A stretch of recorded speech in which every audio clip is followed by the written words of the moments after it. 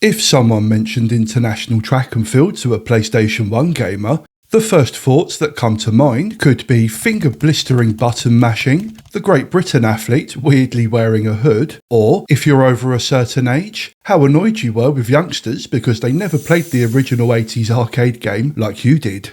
As well as all of these thoughts, there were also a ton of things that people may have forgotten about as well.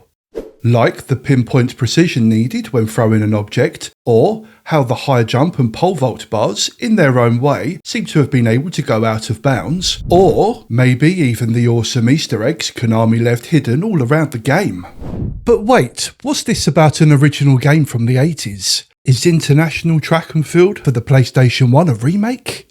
Well, some people say it is, and others say it's more of an updated sequel. The original game was simply called Track and Field, and it was released into arcades in 1983. It was incredibly popular, so popular in fact that it went on to be ported to every major console released in the 80s, as well as receiving a sequel in 1988.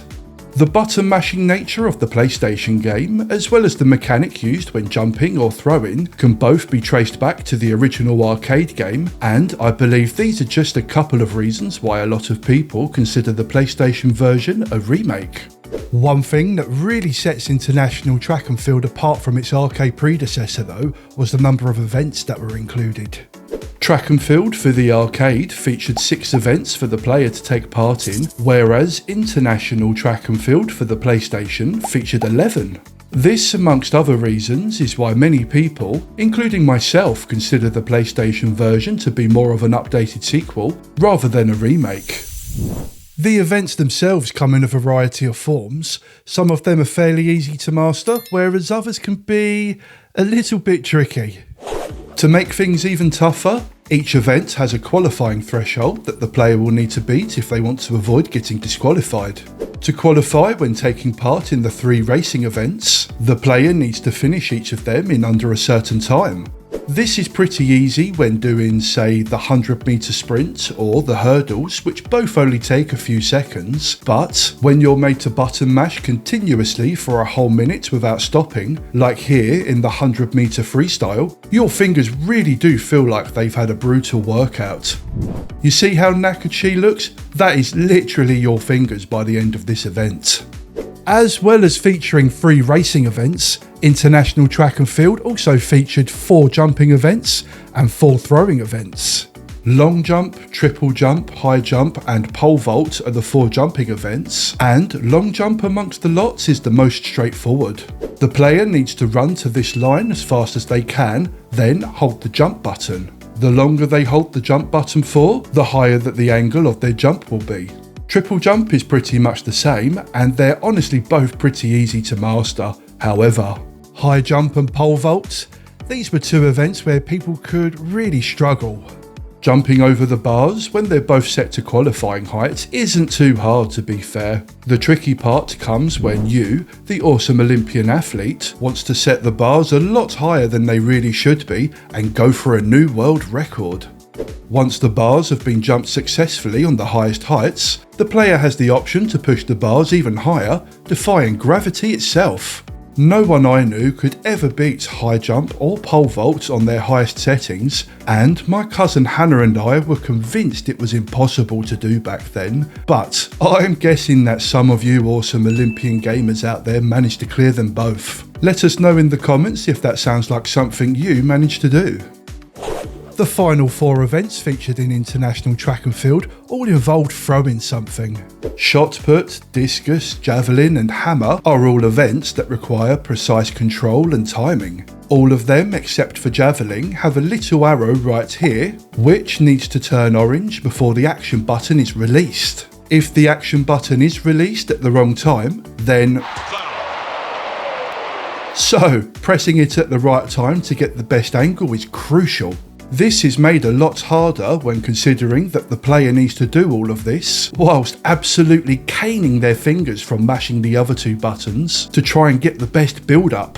After a bit of practice though, it all becomes worthwhile because mastering these events, particularly the hammer throw and the javelin, really can make you feel like an Olympic boss. When you hit a certain skill level and start throwing your javelins and hammers over 100 meters, it's absolutely mind-blowing. Don't worry though if you've never got anything over the 100-meter mark. The only way I was able to do it was by using a clipper lighter. I wasn't alone back then either. Everyone I knew back then used to play international track and field with a clipper lighter. Rather than knackering your fingers out from button mashing circle and square continuously, I used to change square to X and let the lighter do all the hard work. This allowed for speed to build up a lot quicker and higher, which gave my player an outrageous advantage. You didn't have to use a clipper lighter, of course. Any similar shaped object could be used, such as a battery or anything else. I'm pretty sure there was a technique which allowed players to get the same massive advantage by using their bare fingers instead of a tool like a lighter, but I never quite mastered it though. Let us know in the comments if you used any interesting techniques to get massively ahead. Now, one really cool thing about international track and field is just how many Easter eggs that can be found throughout the game. They appear in most of the events and some of them are honestly so random. On the odd occasion, if you throw your javelin at an angle that's more than 70 degrees for example, a UFO will fall to the floor.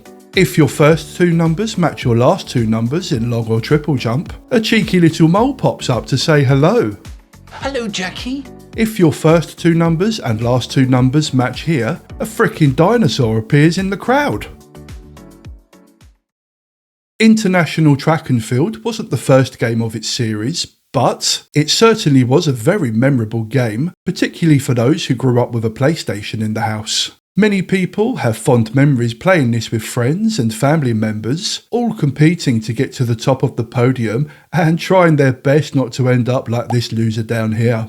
When most people think of button mashing games, I'm guessing their first thought would probably be a fighting game which has a moves list that can turn button mashing into skilled gameplay. International Track and Field is a different kind of button masher, and a huge part of its charm is that you don't need to memorise a huge moves list to get better at it, you just need to keep practising, like an actual athlete I guess. Or cheat, like an athlete. One thing I did learn when making this video is that International Track and Field 2 is a thing, and I can't believe that I'd never heard of it. It has weightlifting, canoeing, gymnastics and loads of other interesting new events, so if you have fond memories playing this game as well, please do let me know and I'll add it to my list. Now, one huge Konami game that I do know about is ISS Pro 1998. If you have fond memories playing this game, which is still brilliant by the way, you might be interested in this video right here.